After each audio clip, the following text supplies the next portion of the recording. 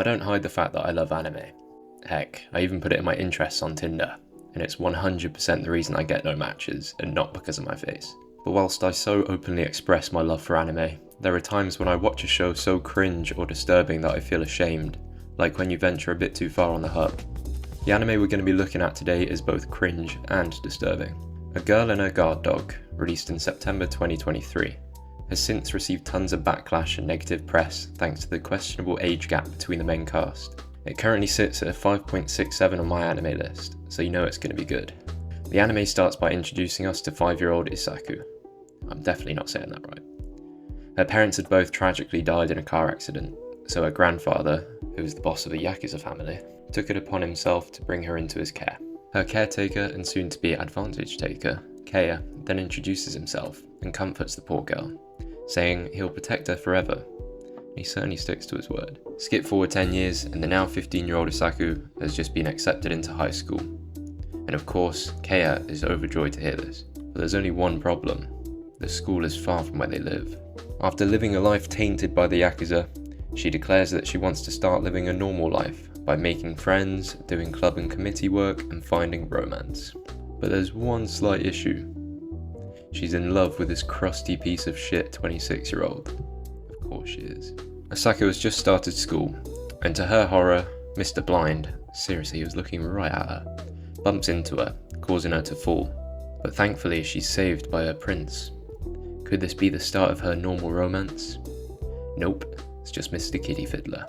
As it turns out, Keiya, being the overprotective weirdo that he is, infiltrated the school pretending to be a student to keep an eye on Isaku and protect her from boys who, in his words, only think with their other head. That I can kind of agree with. Cue the boring flashback.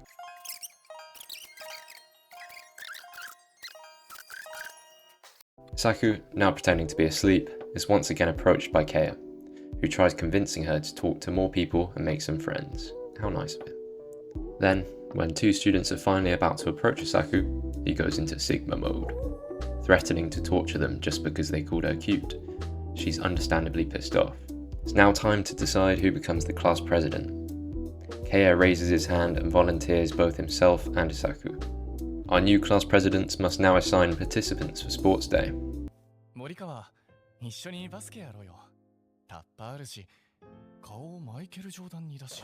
Holy shit, he's right. After school, our Romeo and Juliet are chilling on Isaku's bed. Isaku is drowning in her sorrows, whilst Keiya comforts her like the angel he is. He then grabs her from behind, refusing to let go, and whispers in her ear. The next day, Isaku wants to practice volleyball for sports day, and so she asks her friend to throw a ball at her.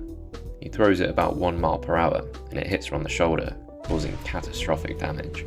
Of course, EDP doesn't take too kindly to this, and beats the living shit out of him. It's now sports day, and she's playing volleyball when she notices Keiya walking off somewhere. After following his stinky trail, she finds him behind the sports hall smoking a cancer stick. And this is where it really hit me how fucking weird the premise of this show is.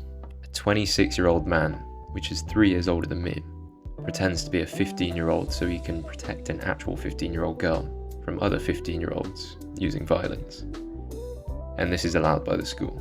Anyway, the volleyball match continues, and the ball is coming straight towards Isaku, so she dives for it like a champ, but unfortunately injures her finger.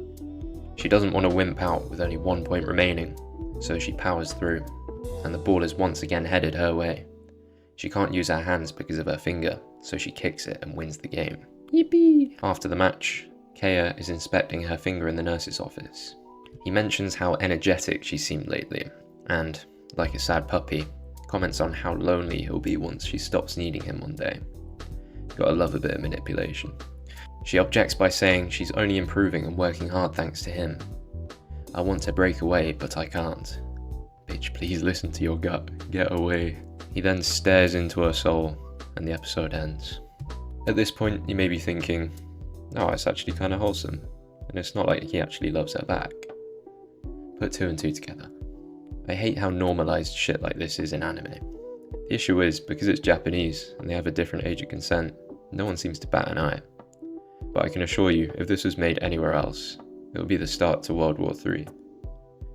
Anyway, if we put Diddy aside, the art style's okay, and it definitely has its funny moments. I'll give it a 3 out of 10. See ya.